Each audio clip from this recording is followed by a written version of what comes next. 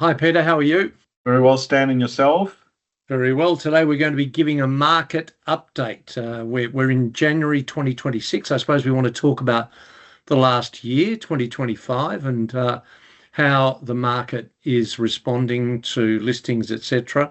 Is there anything else you can think of, Peter, that we want to talk about Oh, today? absolutely. And I do want to actually ask you, as the Right. specialist practice broker of both of us, about your experience over 2025 and how you see 2026 developing. So, Well, first, Stan, tell us about 2025 in terms of practices for sale. Well, in 2025, it must be said we had a record year. It was our best year. I think you've been operating, Peter, for 23, nearly 23 years, and it's our best year of sales. So the market is buoyant. There are prospects out there looking for practices to buy, ranging from established larger firms who are continually expanding to individuals who have maybe been working in corporate law or medium-sized firms and are going out on their own, wanting to start their own practice.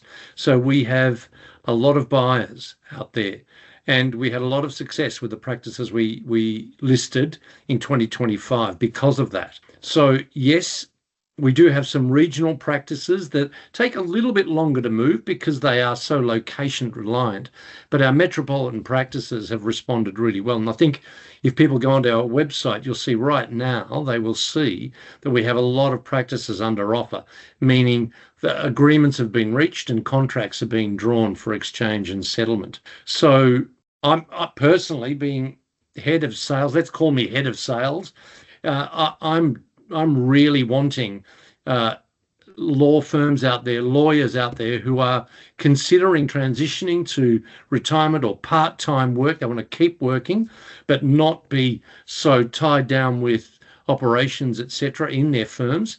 To approach us for a proposal. We can give you a proposal on what it would cost you to sell your firm, and we can talk about the length of time. We can start preparing for a sale for the end of this year, for instance, or sooner.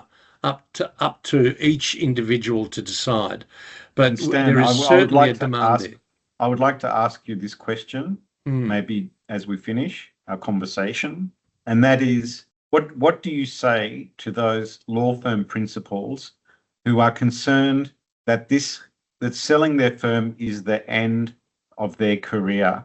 Well, we've said it before, and I'll say it again, it doesn't have to be. Most buyers would relish the prospect of the vendor staying on in a part-time role or a consultancy role and working as little or as much as they want. It never has to be the end of your career.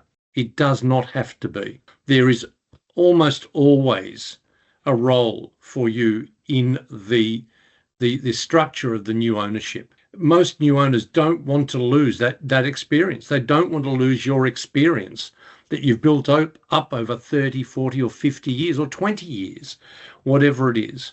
So it's not the end of a career if that's what you want. In fact, don't we often say it's not the end of a career, but it's the start of a new phase?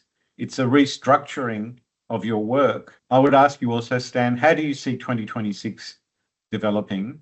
Well, I think 2026 has got off to a great start. What are we? We're the 20th of January we're recording this on, and we've already had inquiries about possible listings. So I'm very excited about maybe having another record year.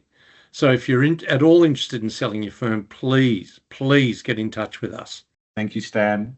Thanks, Peter.